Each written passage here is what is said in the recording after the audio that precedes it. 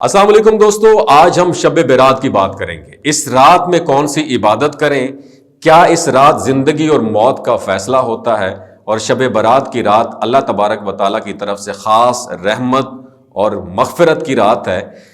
دوستو، یہ رات وہ رات ہے جس میں اللہ تعالیٰ اپنے بندوں کو گناہوں سے بری کرتے ہیں، ان کے لیے رحمت کے دروازے کھول دیتے ہیں اور توبہ کرنے والوں کو معاف فرما دیتے ہیں۔ اس رات کو بیت البراء بھی کہا جاتا ہے، کیونکہ اگر کوئی بندہ خلوص دل سے اللہ کی طرف رجوع کرے، اپنے گناہوں کی معافی مانگے، سابقہ زندگی کے گناہوں پر ندامت کا اظہار کرے اور آئندہ نہ کرنے کا وعدہ کرے، تو اللہ تعالیٰ اسے گناہوں سے بری کر دیتے ہیں اور عذاب سے نجات عطا فرماتے ہیں۔ اللہ تبارک و تعالیٰ کا اتنا وسیع کرم اتنا وسیع ہے کہ اگر کوئی شخص 70 سال تک مسلسل گناہوں میں انوالو رہا ہو، پھر ایک دن خلوص نیت سے توبہ کر کے کہہ دے کہ اے اللہ، میں اپنے تمام گناہوں کی معافی مانگتا ہوں اور آئندہ گناہ نہ کرنے کا عہد کرتا ہوں، وعدہ کرتا ہوں، تو اللہ تعالیٰ اس کے تمام گناہوں کو معاف فرما دیتے ہیں۔ یہ دروازہ موت تک کھلا ہے۔ جب تک موت واقع نہ ہو، بندہ اپنے رب کے حضور حاضر ہو کر توبہ کر لے، اللہ تعالیٰ اس کے سارے گناہ معاف فرما دیں گے، چاہے وہ کتنے ہی بڑے کیوں نہ ہو۔ اس لیے شب برات کی یہ رات ایک نعمت ہے، ایک موقع ہے کہ انسان اپنی گزشتہ زندگی پر نظر ڈالے، اپنے گناہوں پر ندامت کا اظہار کرے اور اللہ سے بخشش طلب کرے۔ اس رات کا ایک ایک لمحہ قیمتی ہے۔ یہ وقت اللہ تعالیٰ کی بارگاہ میں جھکنے، عبادت کرنے، توبہ و استغفار میں مشغول ہونے اور اللہ سے اپنے لیے، اپنے خاندان کے لیے، اپنی قوم اور ملت اسلامیہ کے لیے دعائیں کرنے کا ہے۔ بہت سارے لوگ اس رات کو تقریروں، جلسوں اور دعوتوں میں گزار دیتے ہیں، حالانکہ اس رات کا مقصد یہی ہے کہ بندہ اپنے رب سے تعلق مضبوط کرے، اس کے حضور جھکے اور اپنا انالیسس کرے۔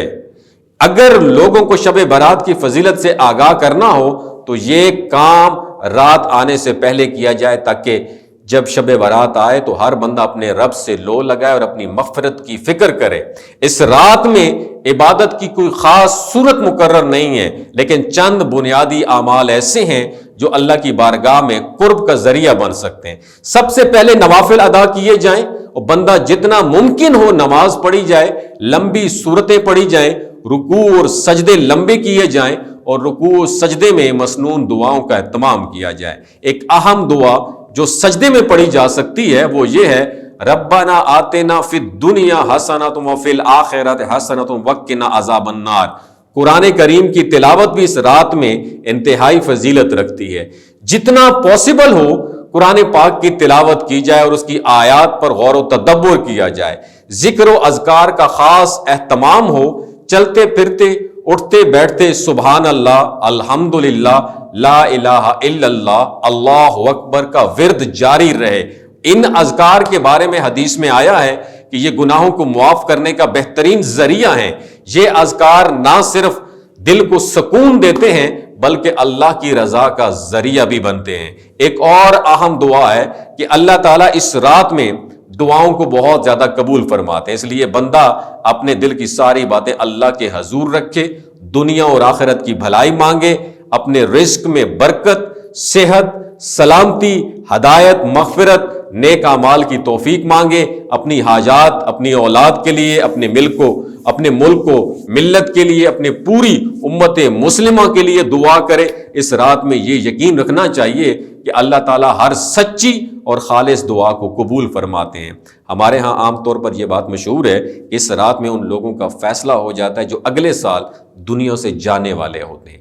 عام طور پر یہ جملہ سننے کو ملتا ہے کہ آج پتہ نہیں کتنے لوگوں کے پتے کٹیں گے۔ اگرچہ یہ بات بہت مضبوط روایات سے ثابت نہیں ہے، لیکن بعض ضعیف روایات میں ذکر ضرور ملتا ہے کہ اس رات اللہ تعالیٰ سال بھر کی امور فرشتوں کے سپرد فرما دیتے ہیں۔ رزق، زندگی اور موت کے فیصلے اللہ تعالیٰ کے علم میں ہوتے ہیں اور متعلقہ امور فرشتوں کو سونپ دیے جاتے ہیں۔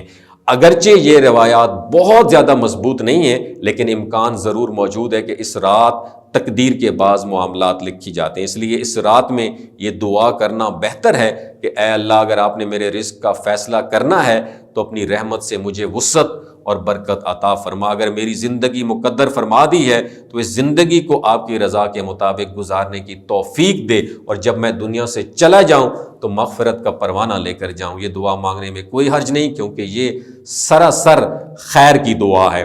یہ رات اللہ تعالیٰ سے اپنے تعلق کو مضبوط کرنے کی رات ہے۔ اس رات کو غفلت میں گزار دینا بدنصیبی ہے۔ یہ وہ رات ہے جس میں اللہ تعالیٰ فرماتے ہیں کہ ہے کوئی مجھ سے مانگنے والا کہ میں اسے عطا کروں، ہے کوئی مغفرت طلب کرنے والا کہ میں اسے معاف کر دوں۔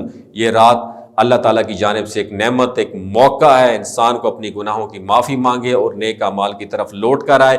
بہت سارے لوگ شب برات کو مختلف بدعات اور بے جا رسومات میں گزار جاتے ہیں۔